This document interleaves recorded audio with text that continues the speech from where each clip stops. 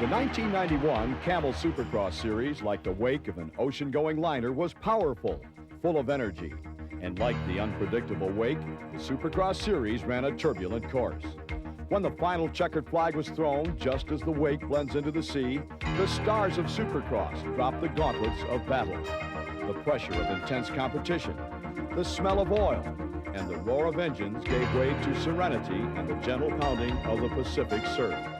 Season-long animosities born from on-track conflicts and nurtured by screaming crowds were set aside in favor of sunshine and the renewal of friendships gone astray.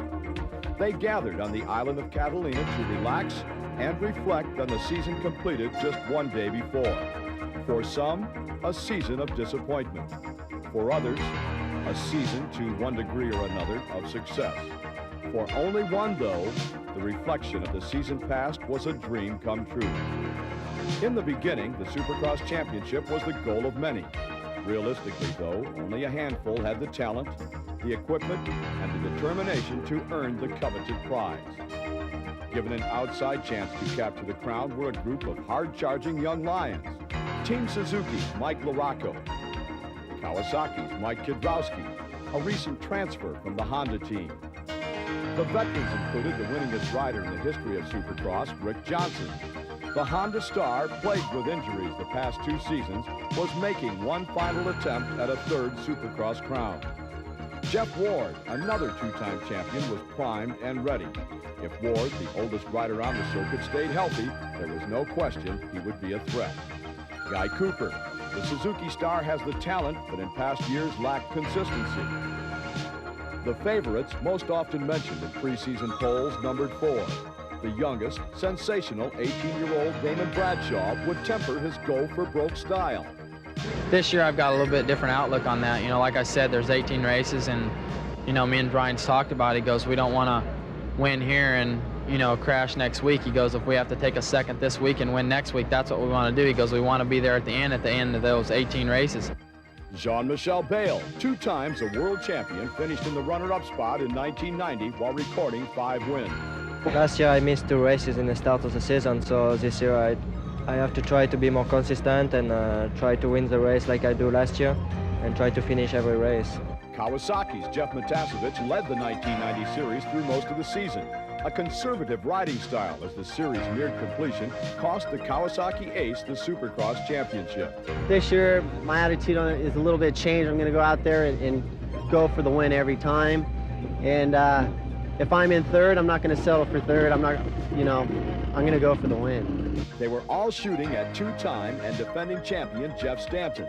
The Honda rider started slow in 1990, but came on strong in the closing stages of the series to capture the crown. He would be the odds-on favorite to make it 3 in a row in 1991. For me, it's going to take a stronger start at the first part of the year to come out aggressive and strong and be ready to handle the rookies and to win races and start out and be consistent all the way through the year. The year for the stars of the Camel Supercross Series had nothing to do with time.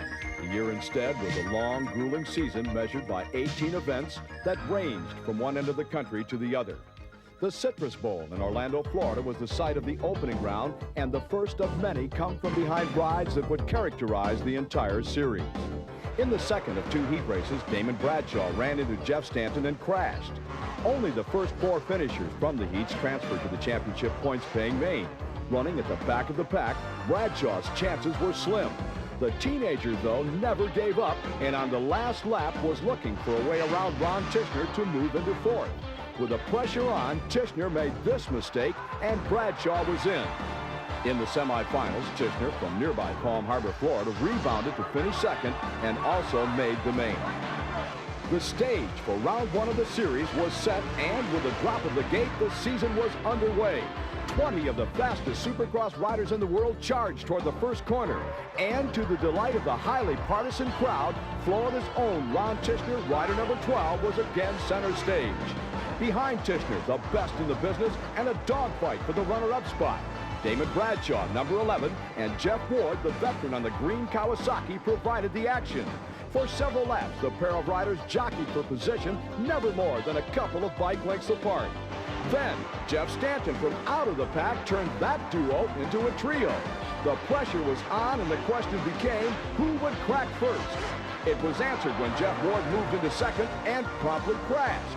The Kawasaki ace was uninjured but out of contention. Meanwhile, up front, the battle for second turned into a fight for the lead. Stanton dove to the inside of Tishner, took the line away, and moved to the head of the pack. But hold on, Bradshaw got an incredible drive and moved from third all the way to first. Stanton, though, after working so hard to catch and pass Tishner, was not about to be denied. The defending champ camped on Bradshaw's rear wheel for the next couple of laps, then on the roughest part of the track, blew by the Yamaha rider to regain the lead. The battle for the #1 spot was as good as over. Second place, though, was still up for grabs, and the Frenchman, Jean-Michel Bayle, did the grabbing. Bradshaw was dropped to third. At the checkered flag, it was Stanton, Bayle, Bradshaw, Tishner, and finishing fifth from dead last after crashing on the opening lap was Mike Kidrowski. The flight to the finish was underway.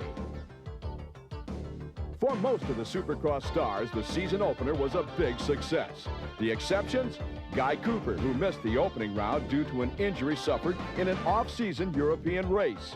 A rider in front of me fell, and the bike cartwheeled in the air, and I tried to avoid it, and it came down on my hand, and it pushed the fifth knuckle back. It required surgery, and they put 2 screws in it to hold it in place. It's going to be 100%, but it's going to be time before it's 100%. Mike LaRocco rode Orlando and finished 6th. He did it in extreme pain. Well, at the end of last season, we were doing some testings on the new bikes, and I crashed and hurt my wrist, and it's taken all winter. I missed some races in Europe for it to heal, and it's still not healed. And Jeff Ward, who took the Orlando lead, then promptly crashed. Ward finished 9th. Well, I think I got a little too anxious there. I was trying to get Tishner right away because I knew I could get away a little bit from the guys, and I was riding really well. I just got over anxious, grabbed a handful of throttle, and jumped and landed on this one bump which threw me down, and it broke my throttle, so I had a hard time coming back. But this week will be a different story. For Jeff Ward, the storyline at the Houston Astrodome, round 2 of the series, had the same ending as the one in Florida. In the second heat race of the night, Ward was chasing Kawasaki teammate Jeff Potasevich for the lead when he made this critical error. Ron Tishner, unable to avoid the carnage, was the second victim of Ward's mistake. Both riders were out for the night. Suzuki's Guy Cooper, rider number 5, celebrated his return to racing in similar fashion with this crash. Unlike Ward and Tishner, Cooper was able to continue and finish 13th for the night. Stanton, meanwhile, after a first-lap crash, was forced to play catch-up. The winner of the opening round was 7th with the checkered flag. The hero of the night was Jean-Michel Bayle. The Frenchman took the lead out of the gate, cruised to the win, and after 2 events took control of the championship chase. Last week I was very comfortable too, but I just want to finish second for the first race. But today is a championship start, so I need to win some race, so I'll start today. From Houston, the series continued west to Anaheim, California. Jeff Ward, with 2 sprained wrists, turned in his best performance of the season with a strong second-place ride. Behind Ward were Kawasaki teammates Jeff Potasevich in 3rd, and in 4th, Mike Kidrowski. Jean-Michel Bayle, after a poor start, finished 5th. At the checkered flag, they were all chasing Honda's Jeff Stanton. The defending Supercross champ rode a near-perfect race to capture his 2nd win of the year. Competing in Supercross entails hours of practice and preparation for both the rider and the bike. Because in order to survive the tremendous pounding the body takes in this sport, the top guns of Supercross have to be in peak physical condition.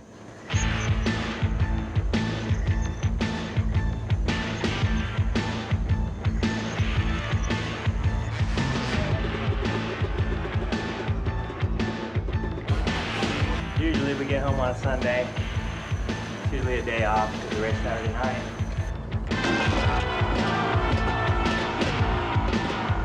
I have nothing in the back of my head. Well, I wonder if I, didn't run enough. I wonder if I didn't, do enough push-ups or sit-ups. I feel I get to the race, I'm real confident.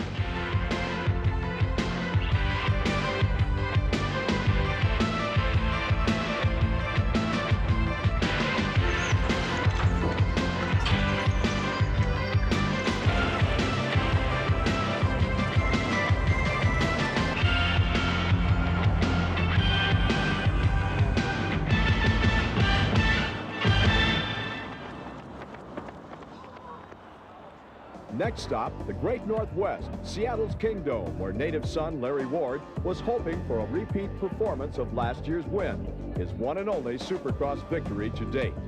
And when the gate went down in the main event, the number 10 Suzuki rider took the hole shot and held on for the early lead. Close behind, though, a pack of rough customers with every intention of spoiling Larry Ward's party. Number 5, Guy Cooper, dogged his Suzuki teammate relentlessly. And while Cooper eyed the leader, Jean-Michel Bayle served notice he'd be a player, and the battle for the lead turned into a trifecta. Guy Cooper made the first move with this block pass to the inside.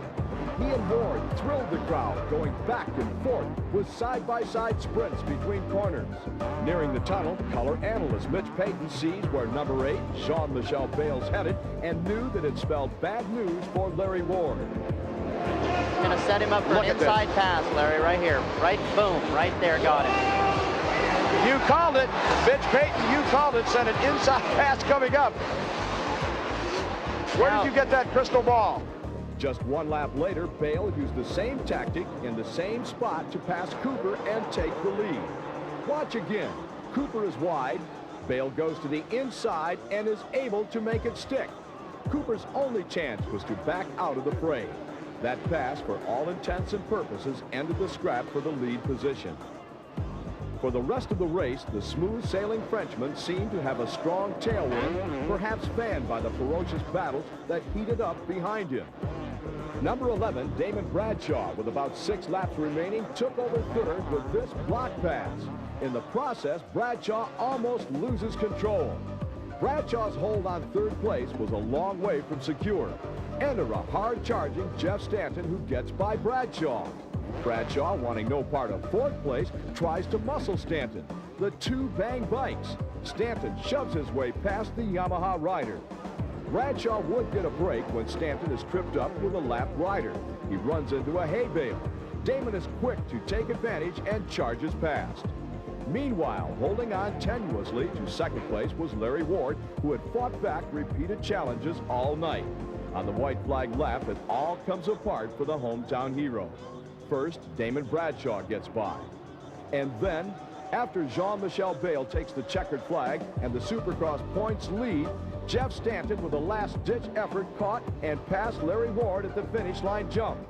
For Ward, the fourth-place finish would be his best finish of the season.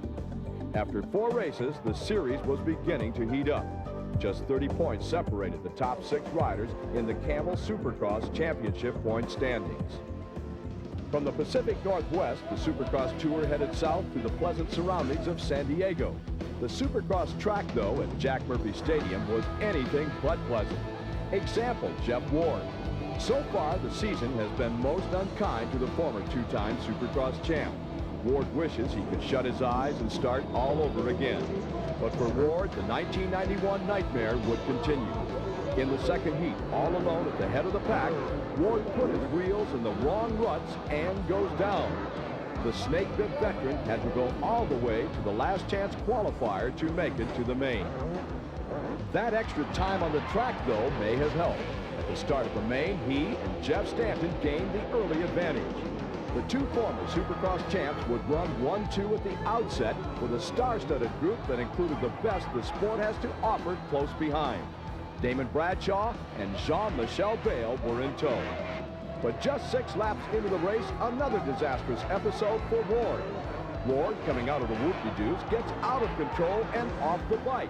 And for the 3rd time in 5 races, the former champion has taken himself out of the race. That opened the door for Damon Bradshaw to move into second. Bradshaw, trailing by 21 points in the standings, was looking to make up some ground. He soon felt the heat of the man on top of the points ladder, Jean-Michel Bayle, who reeled Bradshaw in and was poised to make a move. Here's the live call. There he goes. He made the move. Look at that. How smooth can you be? How in the world did he do that? Unbelievable move on the part of Jean-Michel Bayle. Bradshaw was riding just as fast as he could possibly ride. Jean-Michel Bayle came to the inside of him and just passed him and turned on the throttle and was gone. And while Bayle can make it look so effortless, other riders also find ways to make things easy for him. Like Jeff Stanton. Here on lap 14, Stanton simply goes off the track, handing the lead to Bayle, who wastes no time putting distance between himself and the rest of the field. Bayle also put distance between himself and Stanton in the championship point standings. For the second week in a row, Jean-Michel Bayle's flight to the finish finds him in the winner's circle. With 5 of 18 rounds complete, the Camel Supercross Series left the sunshine of California and moved east to rain and near-freezing temperatures. As a result, the track in Atlanta's Fulton County Stadium was a rutted, muddy, slippery mess. The riders checked it out prior to the main event and all agreed. Caution was the name of the game, and staying upright would ensure a decent finish. At the outset, though, Yamaha's Damon Bradshaw threw caution to the wind and captured the early lead. Those behind Bradshaw were forced to keep pace or sacrifice any chance to win. For some, like Kawasaki's Jeff Matasevich, the slick conditions were too much. Others, like Stanton, Bayle, and Ward, were up to the challenge and kept the racing tight. For several laps, the front four toured the Atlanta track in freight train fashion. Then Jean-Michel Bayle moved to the rear wheel of Stanton, and the battle was underway. Bayle tried on virtually every inch of the track to pass, but every time he made a move, Stanton made the block. Finally, Stanton made a mistake. In a tight left-hand hairpin turn, Stanton followed a lap rider through the high part of the track. Bayle went to the inside, and the pass was complete. Bayle then set his sights on Bradshaw, but time ran out. Bradshaw took the checkered flag, and the Honda win streak was broken.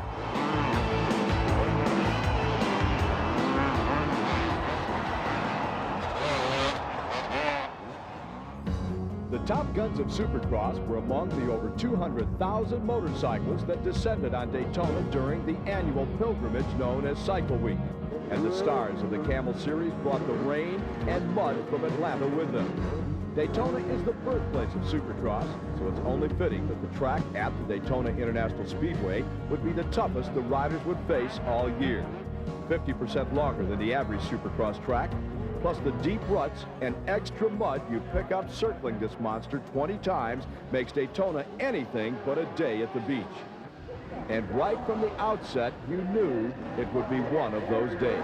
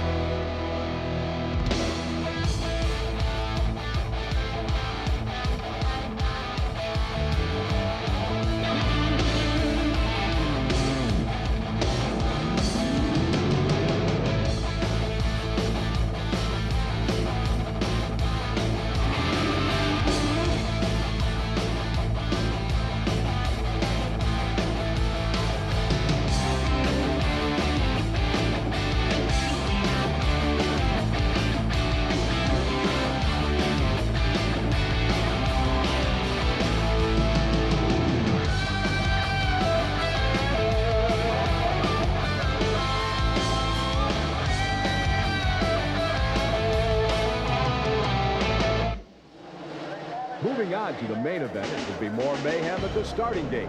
As many as 8 riders go down in chain reaction, including series points leader Jean-Michel Bayle. Skirting through the pileup, though, was Jeff Stanton.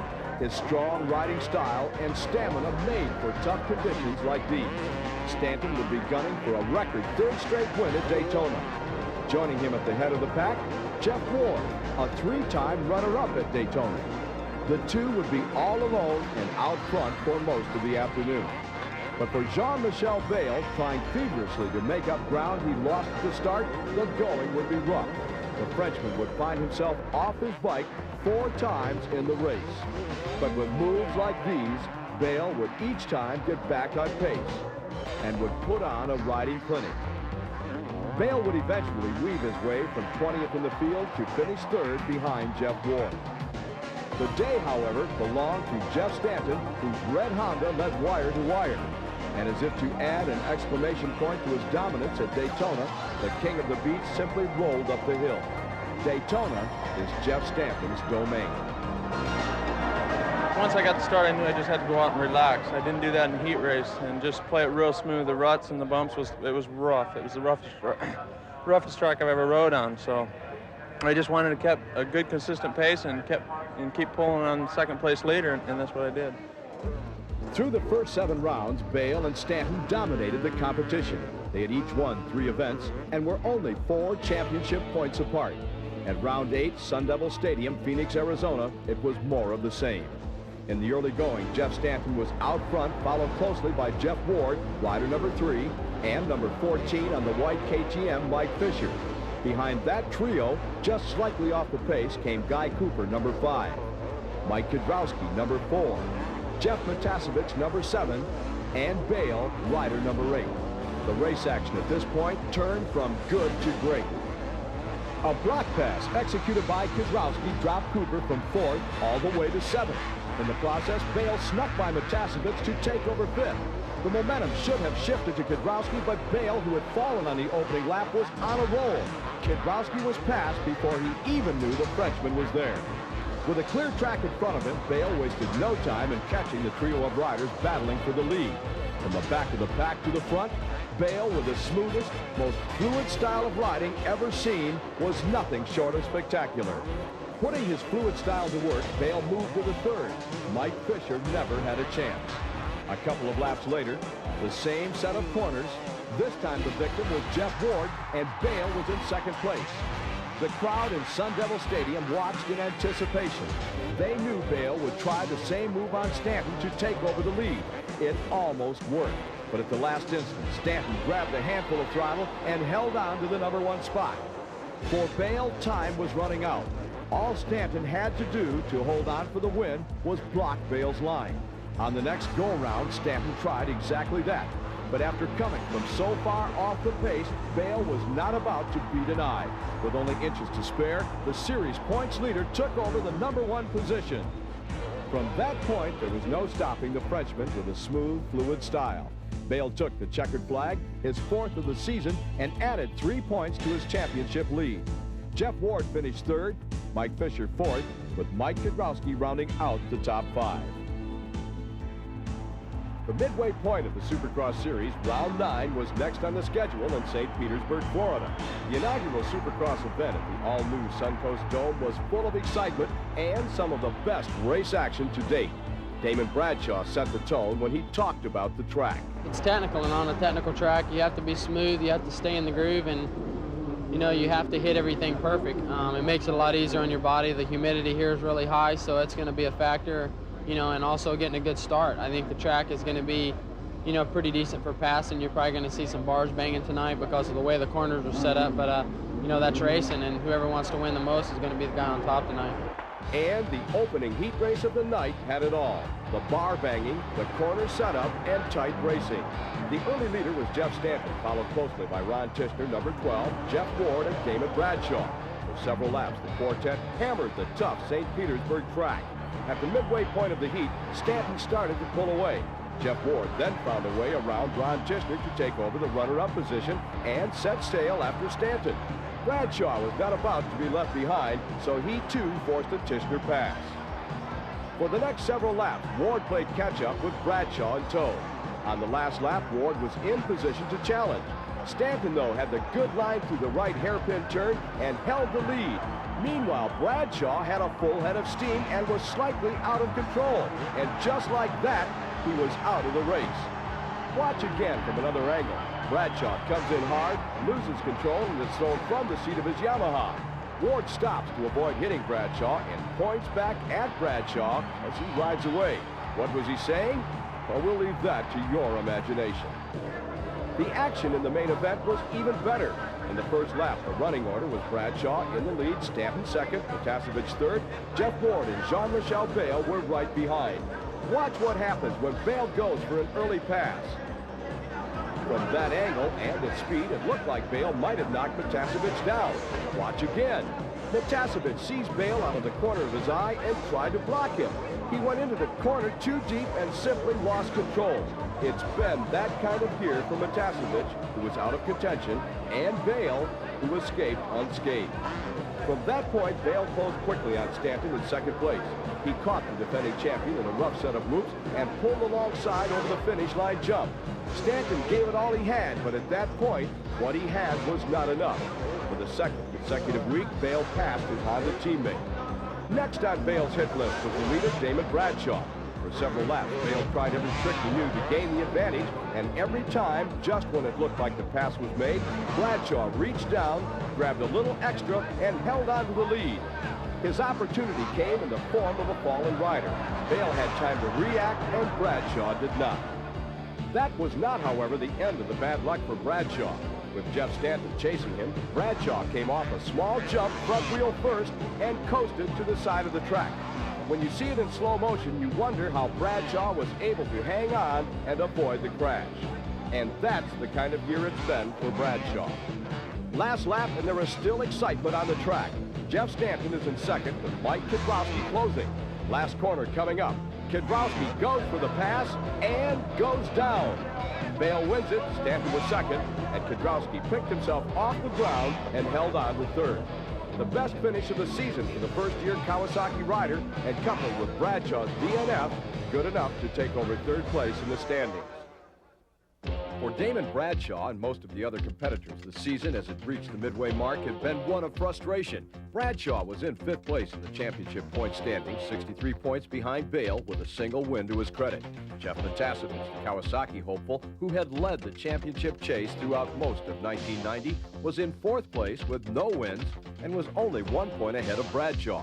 3rd place in the standings with no wins but consistent 3rd, 4th, and 5th place finishes was Mike Kiedrowski. First-year Kawasaki rider was 54 points off the pace. Jean-Michel Bayle and Honda teammate Jeff Stanton were the only riders enjoying successful seasons.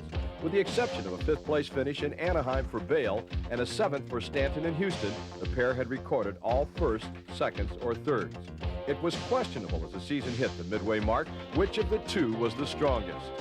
I don't know. Right now it's very close, so I don't know who is the stronger because we are, very close in the point standing. But I think the series is very long, so we have a lot of race, and I think somebody gonna make a mistake before the end. And the mistake came in the first heat race of the second half of the season. When the gate dropped at the Silverdome in Pontiac, Michigan, site of rounds 10 and 11, Jeff Ward led the field to the first corner with Jeff Stanton right behind. Watch the far side of the track. Stanton came up short on a double jump and crashed. On Catalina Island, Stanton recalled the incident. They had a double coming out of the first turn, and I came through in kind of the middle of the pack, and I believe I got tapped from the rear and lost my momentum. And I just came up way too short on the double, and I just had to jump over the bars on the bike, and pretty much sums it up. I did that, and it just pitched me right over the bars, and I landed right on my left shoulder.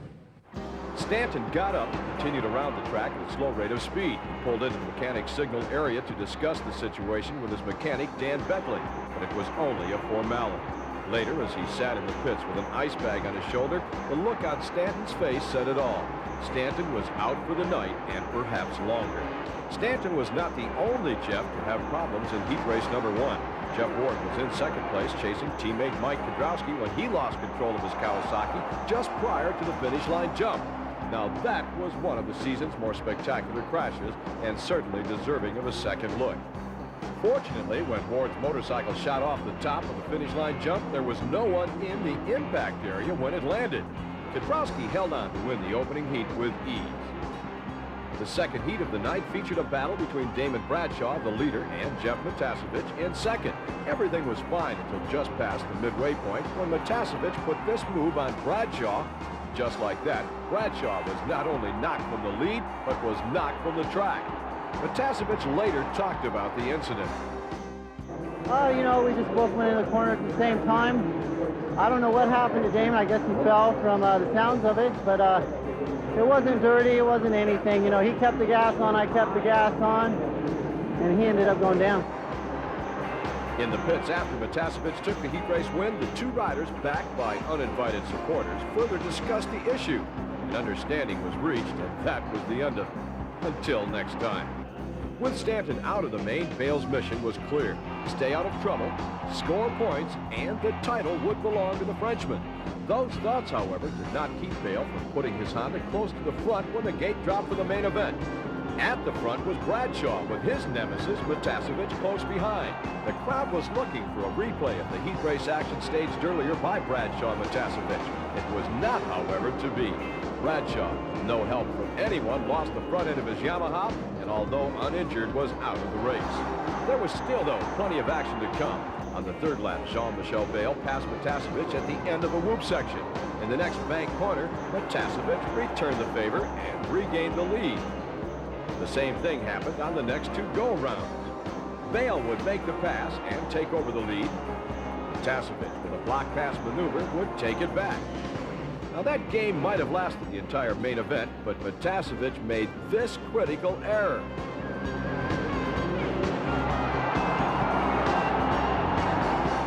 It was a spectacular crash that not only knocked Matasevich out of contention, but sent him to the sidelines too sore to continue. The Kawasaki rider later said he took a new line through the double jump, hit a hole, the back end kicked up, and that was all it took. Matasevich landed hard and was out for the night. Jean-Michel Bayle took the win, his 6th of the season and 3rd in a row, while Suzuki's Mike LaRocco turned in his best race of the year and finished 2nd. 3rd place went to Mike Kidrowski, with Guy Cooper 4th, Ron Tishner rounding out the top 5. The next day, it was back to the Silverdome for the second half of the Pontiac doubleheader and round 11 of the Camel Supercross Series. Absent from competition, Jeff Stanton. The early verdict, a separated shoulder that could keep the defending champ out of action for up to 8 weeks. As the competitors readied themselves for practice, Stanton was already undergoing therapy in California. Also sitting out round 11, Jeff Matasevich, Kawasaki ace after this Saturday night crash, was too sore to ride Sunday's event. Despite the absence of the 2 stars, round 11 did not lack for action. This is the first heat of the night, and that was Steve Lamson getting a little too close to Mike Kidrowski. Later in the heat, Jeff Emig, number 18, tried to keep Mike LaRocco behind him. They both go down. LaRocco, obviously not very happy, takes a swipe at Emig on the way back to his bike. Look at the incident in slow motion, and it's easy to see why LaRocco was upset. While trying to block LaRocco, Emig goes too slow. He falls, pulls LaRocco down with him. LaRocco plants a foot in the midsection. He says something that we can't repeat here. Gets up, cuffs Emig, and says it again. Mike Kidrowski won the heat, but you believe LaRocco finished 4th. Now let's jump to the second heat of the night. You'll see just how fluid and smooth Jean-Michel is. Not through a corner, but in a crash. To avoid hitting Guy Cooper, Bayle used all the brakes he had and turned the front end. Talk about graceful. That deserves another look. Bayle is probably the only rider that looks good even when he crashes. Not so graceful was this encounter of the strangest kind. Ron Tishner had a qualifying position locked up until Larry Ward lost control of his Suzuki. Both riders made it to the main event by riding the semifinals. The main event at round 11 saw Damon Bradshaw grab the whole shot and never look back. The Yamaha teenager took his 2nd victory of the season, followed by Bayle, LaRocco, and Kidrowski in that order. Along the way, Bradshaw had time to entertain the folks at ringside with this aerial display en route to the checkered flag. One more highlight from round 11. Here's Bradshaw thanking the Pontiac fans for their support.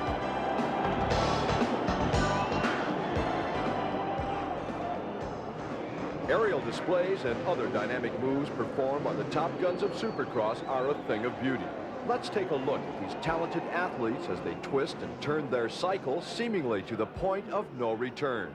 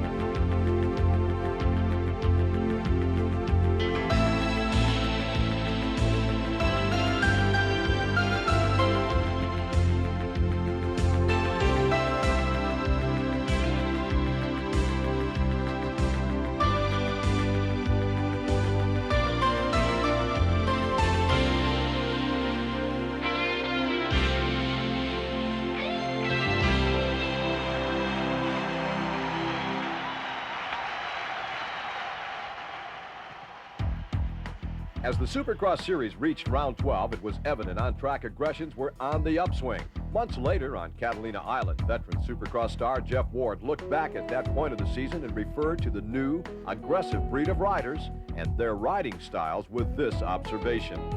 They just want to prove a point. I think younger riders want to be reckoned with. They want to show that you can't leave the door open, and they want you to have them in your mind when you're out there on the track. And it doesn't work. I mean, what goes around comes around, and they get paid back. But it seems to be when they get paid back, they don't like it as much. So it makes it a little tougher for them. But it's happened a few times this year. There's been some arguments over situations, but they seem to forget that they did a few of them, you know, to the other riders as well. But it keeps it exciting. It was not aggressive riding, though, that created the early excitement at Charlotte's Memorial Stadium. Last year's winner, Charlotte native Damon Bradshaw, suffered this crash in practice. For a period of time, it was questionable whether Bradshaw, who suffered a severely sprained thumb as a result of the crash, would even be able to ride. The adrenaline took over, though. The gate dropped. Damon was on the line. The next bit of excitement came in heat number 1. Mike Kidrowski, rider number 4, was the early leader. He's about to be passed by teammate Jeff Potasevich, rider number 7. A short time later, Kidrowski was again the victim of a pass. This time, it was Suzuki's Guy Cooper doing the honors. Now, Kidrowski must have figured enough is enough, and it's time for revenge. Just a few seconds later, on a tight right-hand hairpin turn, Kidrowski ran it in low and hard and knocked the wheels from under Cooper's Suzuki. Kidrowski went to the main, Cooper to the semifinal. For most of the riders that made it into the main event, Cooper's crash was a preview of things to come. The culprit? A steady rain that turned the track into a muddy, slippery mess. Spirits, though, of the near-capacity crowd were not in the least dampened. Covered with umbrellas, garbage bags, tarps, and whatever else was available, they waited in the rain for the gate to drop. When it did, they were rewarded by hometown hero Damon Bradshaw grabbing the lead as the field headed towards corner number 1. In pursuit of Bradshaw, series points leader Jean-Michel Bayle, Guy Cooper, Jeff Ward, Jeff Potasevich, and the rest of the talent-loaded field. It was Cooper that emerged in the early going to challenge Bradshaw and provide the excitement. On the slick, mud-filled track, Cooper found enough traction to make this pass and took over the number 1 spot. The crowd sensed that was just the beginning, and the crowd was right. The veteran Cooper, looking for his first ever Supercross win, and teenage Damon Bradshaw, with a hometown crowd screaming their support, took unbelievable chances. Like this mid-air pass as Bradshaw took back the number 1 position. The fans at Memorial Stadium were in a frenzy as the pair of riders hammered the treacherous track. There was no way 20 laps could be run without one or both of them making some kind of mistake. The fans were right again. Bradshaw, perhaps bothered by the thumb injury suffered in practice, or perhaps due to a momentary loss of concentration, fell victim to the slippery conditions. That left Cooper out front with Bayle in the runner-up spot. But not for long. With the race winding down, the series points leader took the lead when Cooper gave his Suzuki a little too much throttle. In slow motion, the rear end of Cooper's Suzuki tried to pass the front end. With that mistake, went Cooper's chance for a Supercross win. Jean-Michel Bayle, who had ridden cautiously to stay out of trouble and to protect his championship points lead, found himself out front and on the way to his 7th victory of the season. The 2 stars of round 12, Bradshaw and Cooper, did, however, perform once more on center stage. The 2 of them came together in a hairpin turn and again were victims of the slippery, treacherous track. Cooper, though, rebounded one more time. In a battle of 29-year-olds with time running out, Cooper passed Jeff Ward to claim the runner-up position for the day, while Ward settled for 3rd. 4th place went to Mike Morocco, with KTM's Mike Fisher claiming 5th. Mike Kidrowski, with a 12th place finish, took 2nd place in the standings from the injured Stanton, while hometown hero Damon Bradshaw finished 11th. The flight to the finish was a painful journey for some, but playing hurt is a mark of a champion, and the man defending the title can certainly attest to that. Dallas, Texas, round 13 of the series marked the return of Jeff Stanton following a potential season-ending shoulder injury in Pontiac. Doctors had said he'd be out at least 6 to 8 weeks, But Stanton thought otherwise, made his comeback in just a week and a half. Basically put a lot of heat through it to just pump the blood through it, because blood is what makes things heal. And you just lay on your back with machines on you and stare at the ceiling for 8 days. But there was nothing laid back once Stanton was back in the seat. Getting a good hole shot would be one way to get back in the championship hunt. And that's just what he, along with Damon Bradshaw, did. The pair of riders avoided a major pileup in the first corner that claimed several victims, including Jean-Michel Bayle. The Frenchman was next to last at the outset of the 20-lap main. By the second lap, Bradshaw, Motocross, and Stanton were running in a tight back. But halfway through, Jeff Stanton will find out how well that tender shoulder is doing when he loses his front end heading into a turn and goes down. Stanton was able to climb back up and get back on his bike, although well off the pace. On lap 6, Motocross is looking to move past Bradshaw, but spins out. Teammate Jeff Ward takes advantage of the miscue and moves into second. By now, Bradshaw was enjoying a comfortable lead, but things would soon start heating up. By lap 13, the senior statesman of Supercross was breathing down the youngster's neck. He was looking for the slightest opportunity. Here's the live call. Look at this. Jeff Ward draws alongside Damon Bradshaw over the finish line jump, and Jeff Ward has made the pass, and he takes over the #1 position. Jeff Ward, the Kawasaki star for so many years, 2 times a Supercross champ, has passed the teenager from Charlotte, North Carolina, and he did it in convincing style. But Ward's reign at the top would be short-lived. Just 2 laps later, Bradshaw would come back, showing little, if any, respect for his elder. He makes the pass with a good drive through the whoops. He makes it stick by holding off Ward coming out of the corner. Bradshaw was back in the lead. Ward would once again nip at the back tire of Damon Bradshaw, but the youngster grabbed a handful of throttle and doubled to the top of the step-off jump. That move proved to be the difference in round 13 of the Camel Supercross Series as Damon Bradshaw collected his 3rd victory of the season. Meanwhile, Mike Kudrowski, who was close to the leaders all night, finished 3rd and moved to 2nd place in the standings. As the top guns of Supercross headed into Las Vegas for round 14, the flight to the finish was nearing the home stretch. But for one rider, the flight was just taking off. Las Vegas is a town where dreams are won and lost with a roll of dice. In Supercross, races are won and lost at the drop of the gate. For number 6, Mike Larocco, the starting line has always been his burial ground, never once cashing in on that crapshoot that typifies the start of every Supercross event. But on this night, the 20-year-old Suzuki rider would deal himself a winning hand. Larocco, a notoriously slow starter, was out in previously uncharted water. The view was good from up front, and he was not about to give it up. The talented Larocco, whose trademark is charging from the rear of the pack to the front, was now fighting off challenges from the likes of Jeff Stanton and Jeff Ward. Meanwhile, Jeff Motocross, last year's winner in Vegas, was on the gas. He moved all the way to the number 3 spot. But coming out of a series of whoops, heading into a turn, Motocross is right on the rear wheel of Jeff Stanton with nowhere to go. Motocross bails off the bike and into the hay bale. He knocked himself out of the race and took the cameraman with him. But watch again. As Motocross takes a roll in the hay, our cameraman keeps on rolling. Rolling along in 2nd place was Jeff Stanton, who soars through the air, only to find out he overjumped the triple. For the 2nd week in a row, he loses control of his Honda, high sides, and bites the dirt. By the time he picked his bike up, he was back in 5th and out of the hunt. From then on, Mike Larocco's fate was in his own hands. It was merely him against the slippery Silver Bowl track.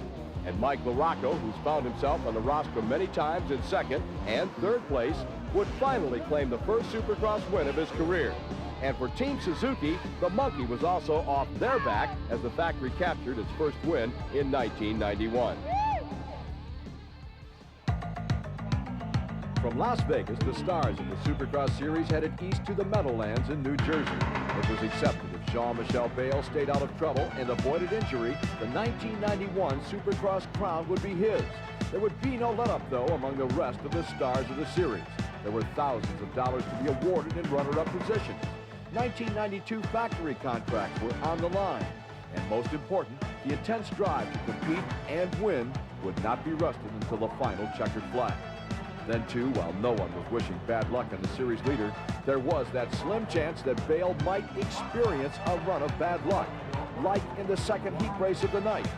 In the early going, Bayle was off the pace and had to make several passes to gain a transfer position to the main event. On the final lap, that position was secure, but perhaps Bayle was just not sure. On the last corner, the series leader attempted one more pass. Bayle ran into the rear of McGrath, and both riders were down. Fortunately, there was no harm done. Despite the fall, Morocco finished fourth, while Bayle made it to the main event by riding a semifinal. It was the kind of incident, though, that could have spelled disaster. The kind of incident to be avoided in Bayle's flight to the finish. The kind of incident caused by defensive riding in the early going, geared towards staying out of trouble. According to Jeff Stanton, and he's been there before, the way to avoid those kinds of incidents is to not back off a bit. Well, when you start slowing down, everything changes. The track changes. When the track changes, you could start making mistakes. You come up shorter on jumps. You start slowing down sooner in the corners, and you just start losing time. So you always stay focused and ride 100%, and then nothing changes. And when the checkered flag comes out, you can slow down. With the main event underway, it was obvious Jeff Stanton was heeding his own advice. Jeff Ward had the early lead, but through the nastiest jumps and whoops on the track, Stanton pulled even, took the good line through the corner, and gained the #1 spot. Right behind the leading duo was Damon Bradshaw. In Las Vegas, Bradshaw moved to second place in the standings. The best way to stay there was to beat those riders behind him, and those riders included Jeff Stanton. To beat Stanton, however, Bradshaw had to go through Ward. The first pass was made just after the finish line jump. In the next corner, Ward regained the lead. The next pass came in a rough set of whoops, and this time Bradshaw made it stick. From second place, the Yamaha teenager set his sights on Stanton. Within a lap and a half, he was in the shadow of the defending Supercross champ. From that point, the action could best be described as all-out war. Bradshaw against Stanton. Yamaha against Honda. It was a classic one-on-one confrontation that brought the crowd to their feet and left them there. The first move was Bradshaw's. He found the new line and made the pass. Stanton, with sheer determination, came right back with a pass of his own.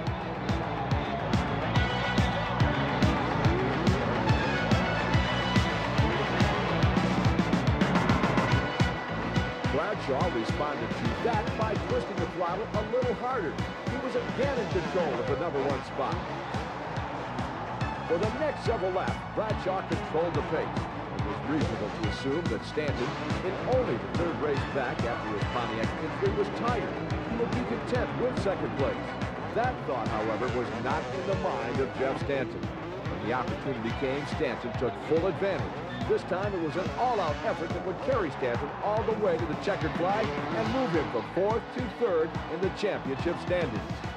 In the closing stages of round 15, as Stanton was winning his fourth race of the season and Bradshaw was finishing second, Las Vegas winner McGrath came from off the pace to finish third. Series points leader Jean-Michel Bayle came through the pack to finish fourth. Guy Cooper rounded out the top 5. Stanton and Bradshaw celebrated their 1-2 finish, but for early race leader Jeff Ward, it was more of the same bad luck that had plagued the veteran throughout the series. A piece of plastic lodged in Ward's brake mechanism caused this scary mid-air brush with Denny Stevenson. Stevenson crashed while Ward, unable to keep pace without a rear brake, eventually finished 12th. But as the series headed west, the Kawasaki riders' luck was about to change. The Oklahoma State Fairgrounds in Oklahoma City was familiar territory to the Kawasaki veteran. Ward was the winner of Oklahoma's first Supercross just 2 years before. At round 16 of the 1991 season, Ward's flight to the finish would duplicate that feat. For the 8th consecutive year, Ward claimed a Supercross win. The key has been motivation. I got a lot of great people that back me up, Kawasaki, and support me, and the new riders coming up just keep me motivated. I like winning. I like, showing these guys that, I'm still hanging in there and I'm still going to be somebody to look, a threat to win each individual race. And it's just, I think motivation is the main factor. As the gate dropped for the main event, the crowd focused on Guy Cooper from nearby Stillwater, Oklahoma. He was the heavy favorite, and Cooper did not disappoint. The Stillwater native, number 5 on the yellow Suzuki, and Jeff Matasevich, number 7, led the field through corner number 1. Out of the corner to the roar of approval from the partisan crowd, it was Cooper. The lead, however, short-lived. Matasevich, who was passed in the first corner by Ward and Bayle, found a good line and went all the way to the head of the pack, and Cooper was in trouble. Let's look at that amazing piece of riding in slow motion. On top of the finish line jump, Cooper landed on a hay bale. He just missed T-boning Jeff Ward. Then at the bottom of the jump, Cooper ran off the track. Never shutting off, Cooper re-entered the track next to Bayle, and in the next corner, passed the Frenchman. From the opening lap, the action in Oklahoma never stopped. Jeff Stanton became part of the fray, and along with Cooper and Ward, kept the fans on the edge of their seats. There were more passes than could be kept track of as the talented field fought for position and chased the early leader, Jeff Matasevich. Cooper, who had come close on many occasions, had never won a Supercross event. He wanted this one in front of the hometown crowd. Stanton, whose championship hopes were dashed with the Pontiac crash, was looking for wins to show he was the rightful number 1. Matasevich, the race leader with the season rapidly drawing to a close, wanted to win to justify preseason hopes. No one, though, wanted to win more than Jeff Ward. In his career, the Kawasaki superstar had captured 7 national championships, including 2 Camel Supercross crowns. The 1991 season had thus far not been kind to Ward. Crashes, injuries, and just plain bad luck had the second-guessers wondering if Ward was not over the hill. Ward was intent on answering that question with a win. When he passed teammate Matasevich, Ward was on the way. The action behind him, though, did not let up a bit. Cooper, inspired by the Oklahoma crowd, moved to the rear wheel of Matasevich and executed a perfect block pass. Cooper's second place, though, would not last long. On Catalina Island, the incident was recalled. I got underneath him, and I was just going to push him out to where he couldn't get by me. And his handlebar went in my shroud, and it locked, and high side is up and over the jump. It was a slick off-camber turn, and he just came on the inside with too much speed to make the corner, and unfortunately I was on the outside, and it put us both off the track and on the ground. Jeff Ward won the event. Jean-Michel Bayle, with the second-place finish, clinched the Supercross crown. With 2 events remaining, Bayle had an insurmountable points lead. Yeah, I'm very happy tonight. You know, it's a big dream for me to win the championship. I work for 4 years right now for, to come to US, try to learn everything, and I won this championship. I'm very happy, It's like a big wedding, and it's happened tonight. I'm very happy. I want to thank everybody for this. Jean-Michel Bayle took the 1991 title with a smooth, error-free style of riding and by avoiding confrontation with the competition. But there was plenty of aggressive riding which rocked stadiums across the country. It was moments like these that make Supercross the most exciting sport on 2 wheels.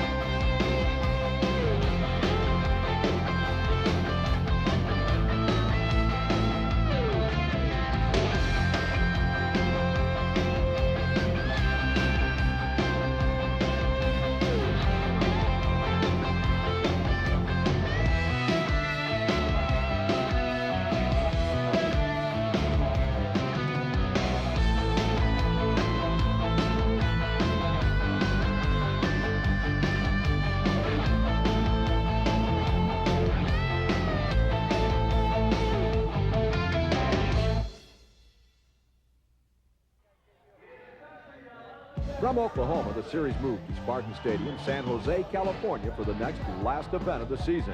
With the title wrapped up, the attention of the crowd was drawn to the battle for second between Bradshaw and Stanton, and the late season antics of Jeff Ward, Guy Cooper, and Jeff Matasevich. The crowd anticipated action. What they got was arguably the most exciting and certainly the most bizarre race of the year. When the gate dropped for the main event, the eyes of the crowd and the lens of the cameras followed the mass of riders headed to corner number 1. no one was aware Damon Bradshaw was stuck in the start gate.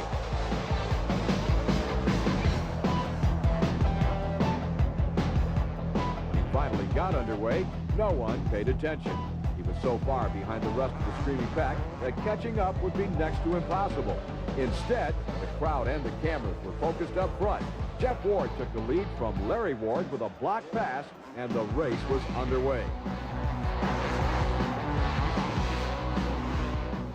With Jeff Ward out front, the action in the early going was provided by Suzuki's Larry Ward and Jeff Matiasevich. Ward did everything that could be done to keep Matiasevich behind him, but Matiasevich was not about to be denied. He made the pass, then set his sights on his teammate, Jeff Ward. Meanwhile, several riders were coming through the pack. Guy Cooper in fourth was leading a charge that included Doug Dubach, Jeff Stanton, and incredibly, all the way up to 12th place, Damon Bradshaw. The Yamaha rider was on a roll and passing everyone in sight.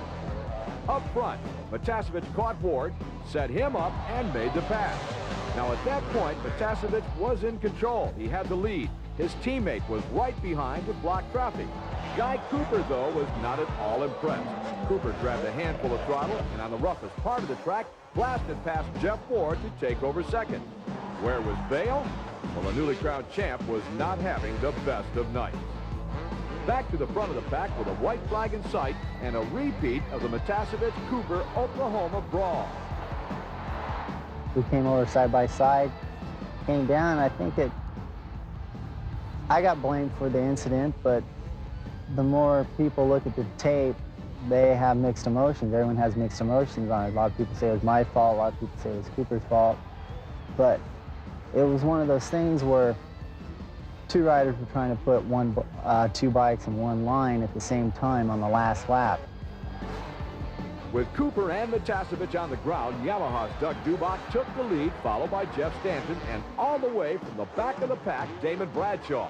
The battle for second place in the series was about to heat up. The pass that Bradshaw put on Stanton was the best of the night. Only Dubach stood between Bradshaw and the checkered flag. I didn't know who it was, but I knew it was someone closing fast, and I just knew I wanted to win that race worse than anything, so I just held it on, and I made it there first. Heading into San Jose, only 36 riders since the origin of Supercross in 1972 had captured main event wins. Doug Dubach joined that exclusive club. He did it with a win in one of the most memorable races in the history of the sport.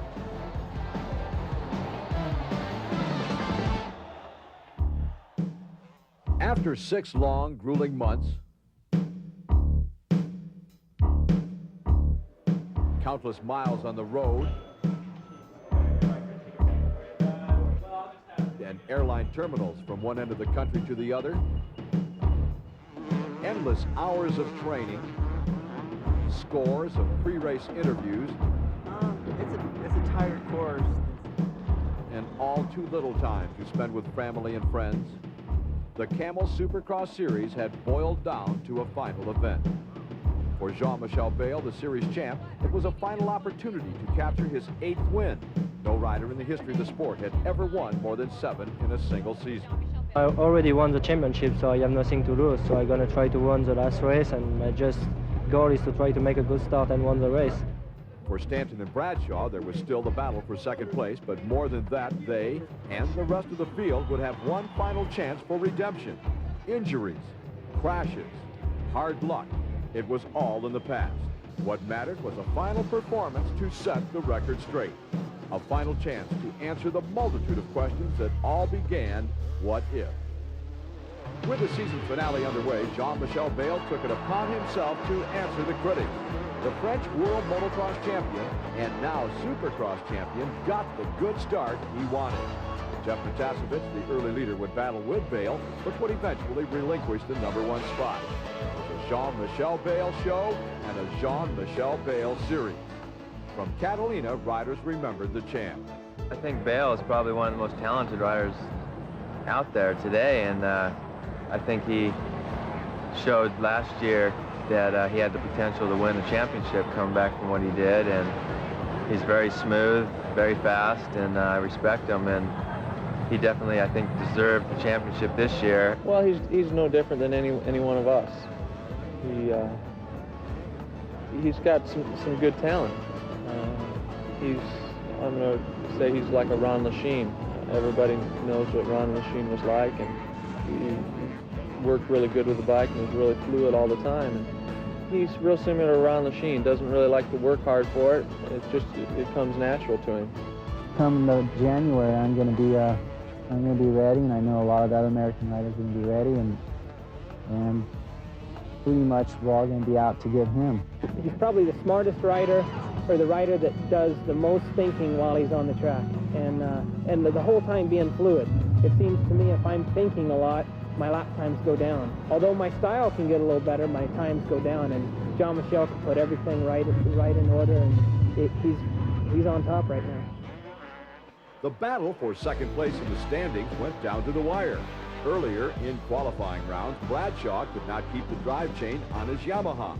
Twice he ended up on the side of the track after crashing, wondering what was going on.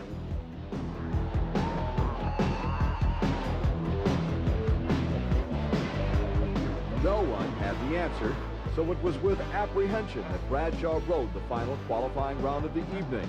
There were no problems, and despite his obvious display of caution, Bradshaw won the race. In the main event, Bradshaw started slow. He was not convinced the problem was solved, and after surviving an earlier high-speed crash, he was taking no chances.